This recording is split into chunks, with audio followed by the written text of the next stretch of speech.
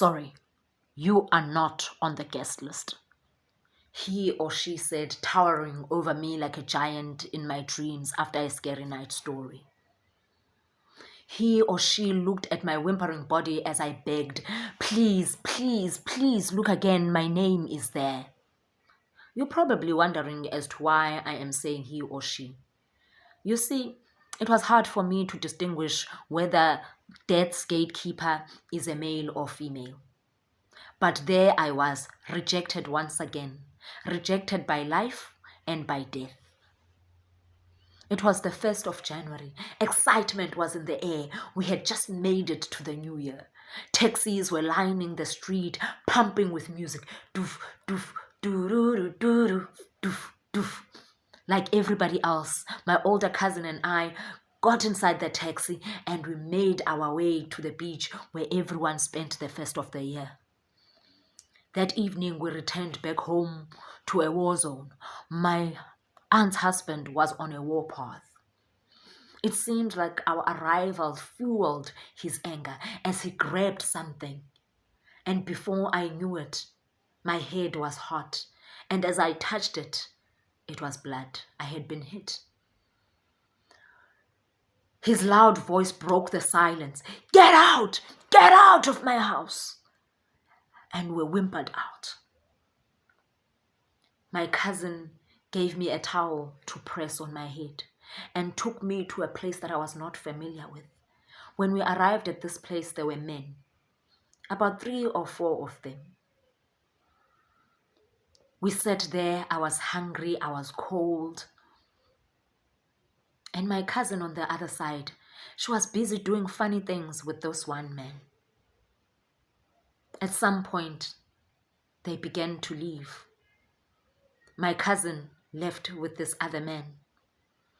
I remember asking her not to leave me, but she assured me that I will be okay and that she would come back for me. I'm not sure if I believed her, but I was begging her not to leave me. But she did, nonetheless. I was left with this one man who started taking off his clothes one by one until nothing was left. I hid myself behind my tiny hands,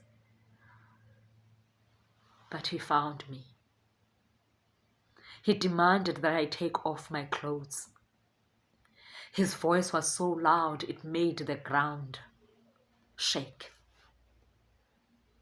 I started taking off my clothes until I was left in my green panties.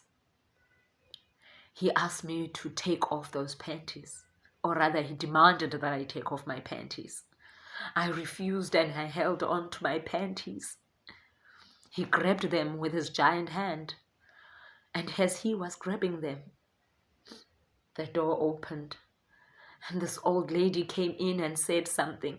I remember me begging for her to take me with, but I guess my cries and my begging was not loud enough because she left, closing the door behind her, leaving me with this man who ripped off my panties, and I was left with nakedness.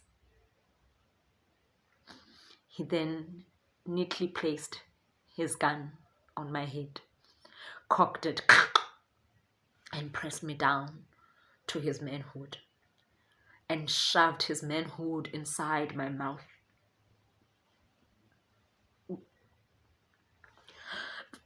I gagged and vomited all the food that I had ever eaten before. The world was silent. Everything was gone. I woke up with crystallized blood running down my legs.